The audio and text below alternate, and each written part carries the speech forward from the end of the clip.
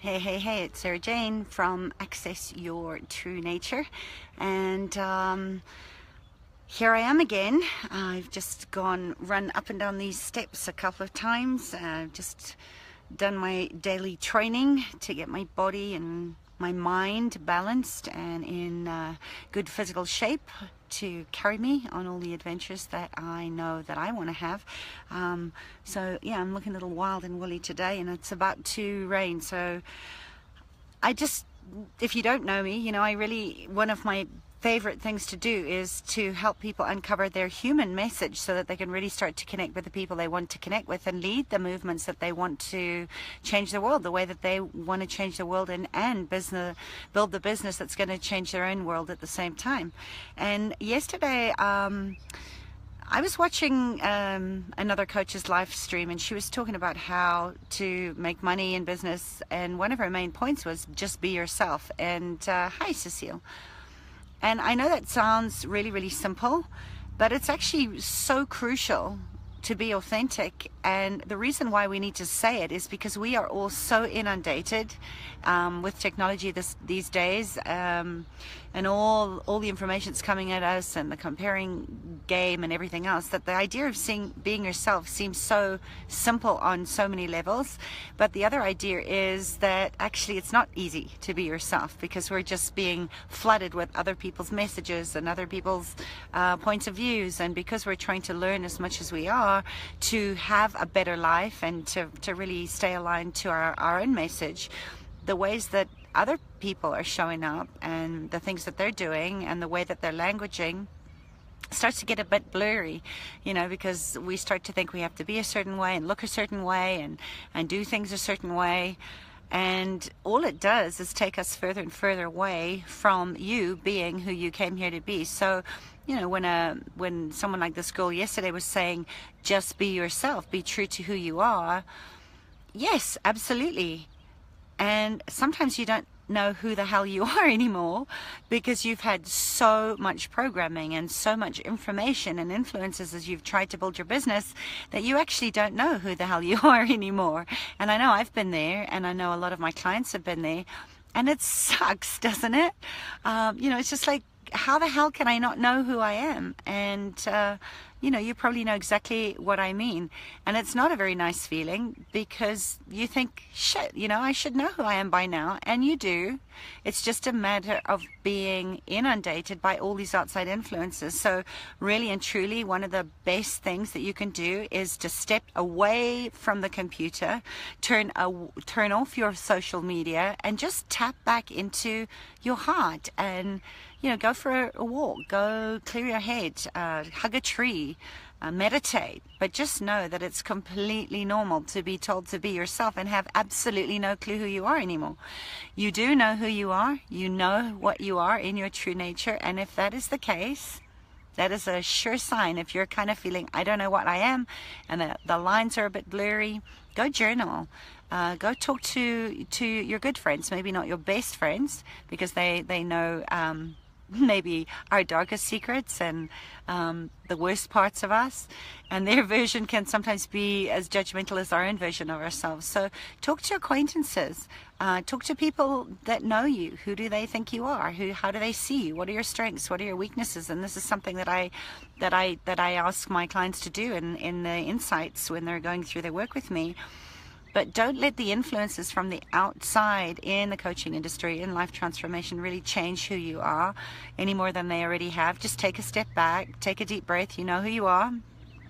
And you just need to access that part of you again that really, really knows who you are. So that's kind of my medicine today, is just back the boat up.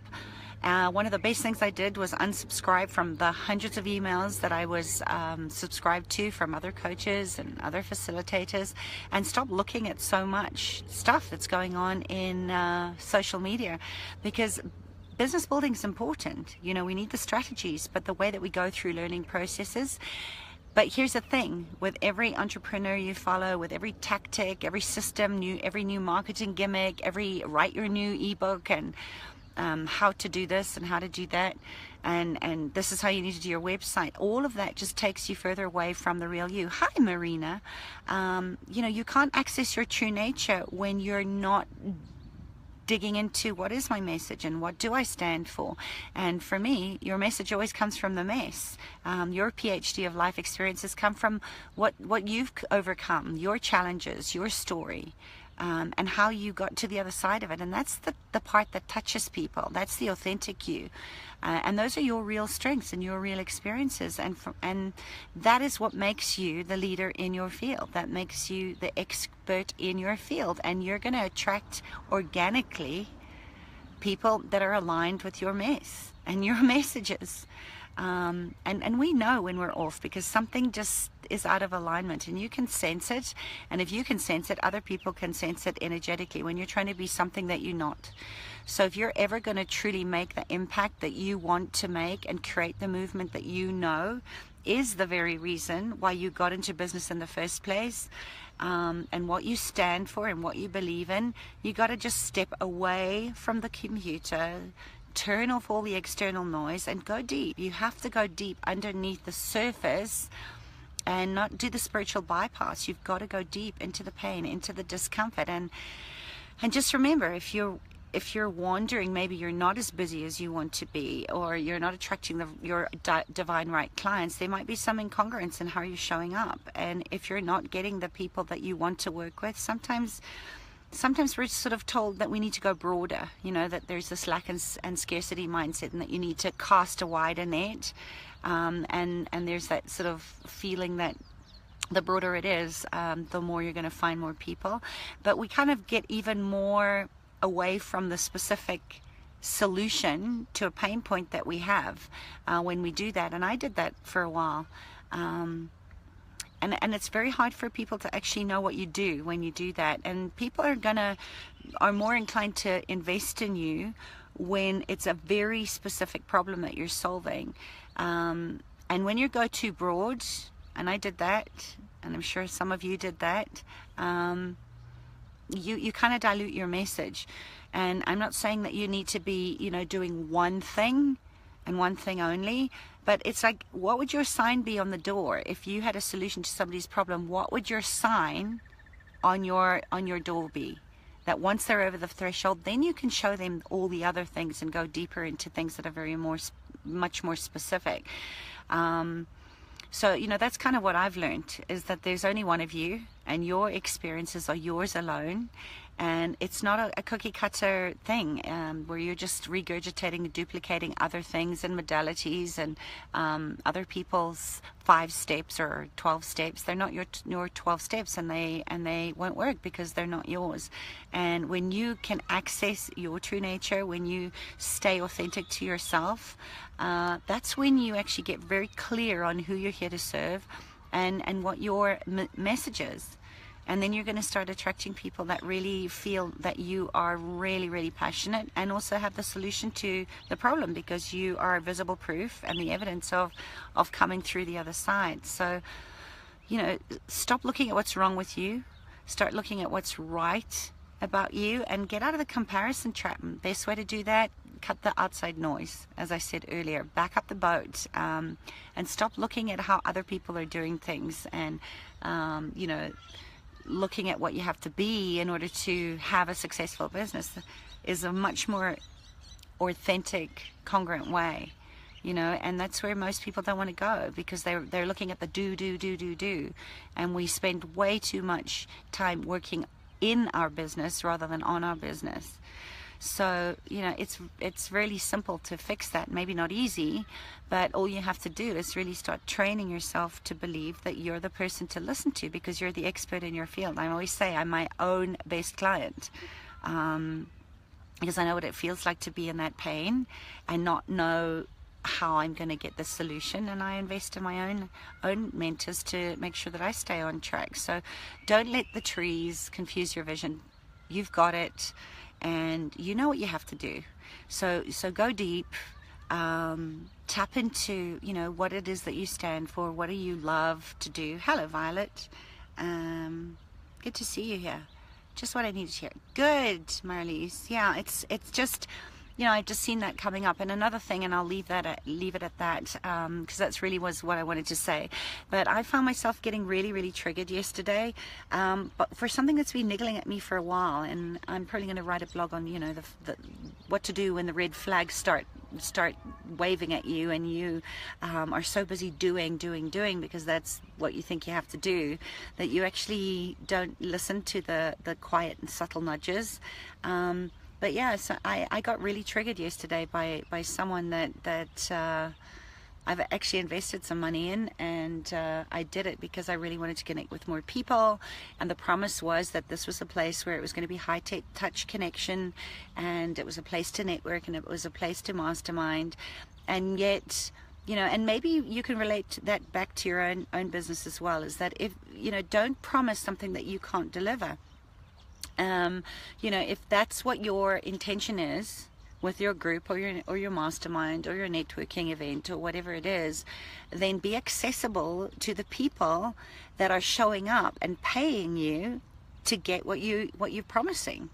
You know, it was just insane. And it was, you know, it's just like, I always say yes first. I always say yes and then look at the how afterwards. I never say no to any kind of opportunity, because how does money come to you? You know, it comes through people that know, like, and trust you. And if you are, and again, I think this is one of those insidious things that I've seen creeping into life transformation and mentoring, that you start hanging around with people that have made it, and that's always good to, you know, to learn from people that have already done where or got where you want to go.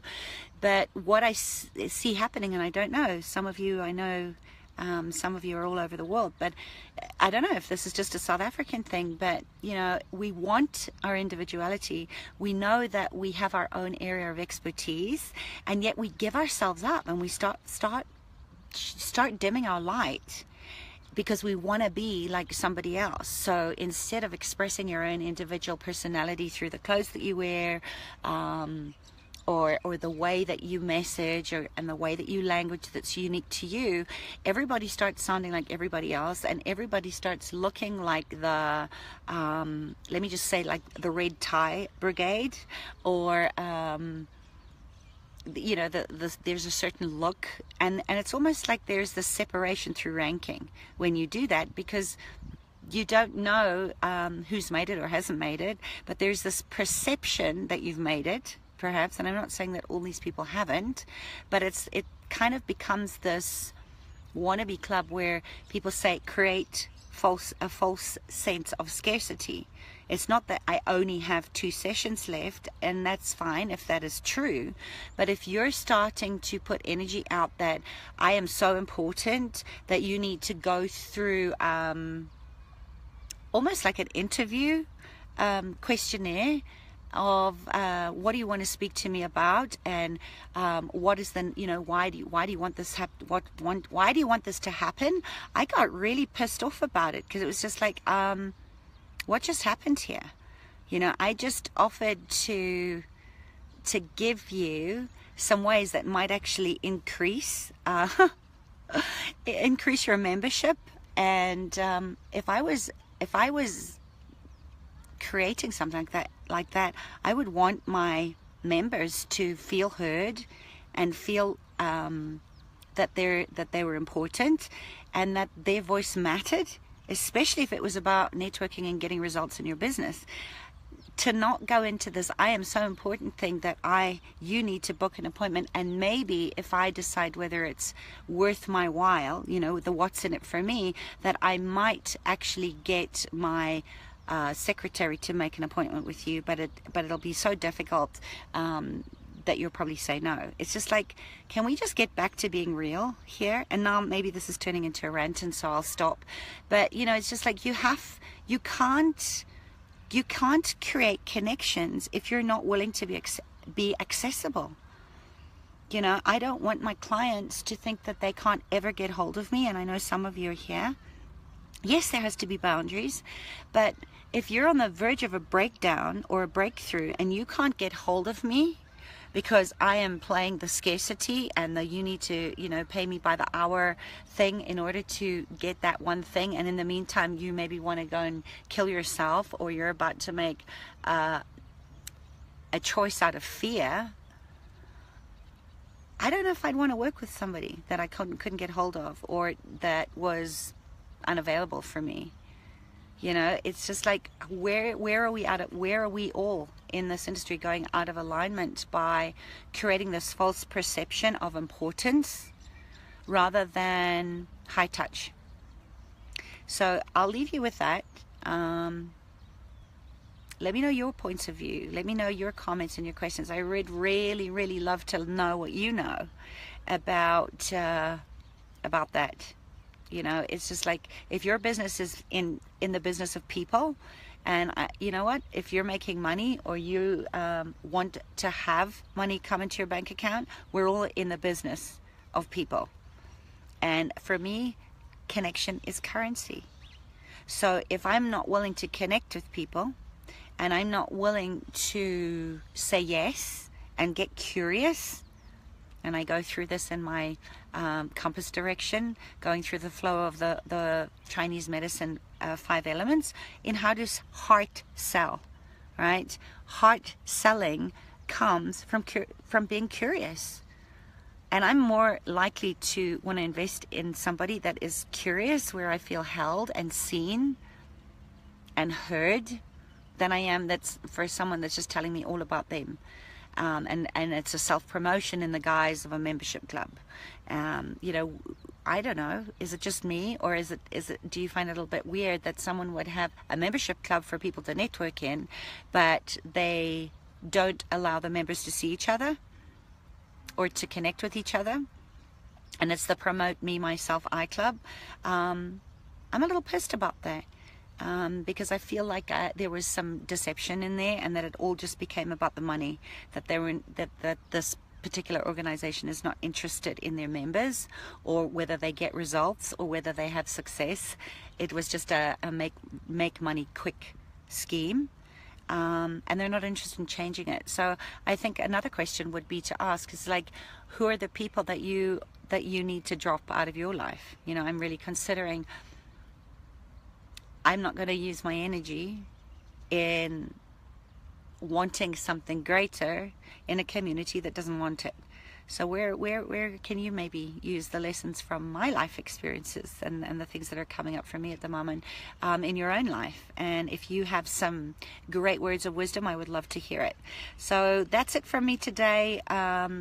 Again, a little all over the place. There's a lot of things coming up, lots of downloads coming down, lots of insights, lots of gifts, and I just wanted to share that bit of medicine with you.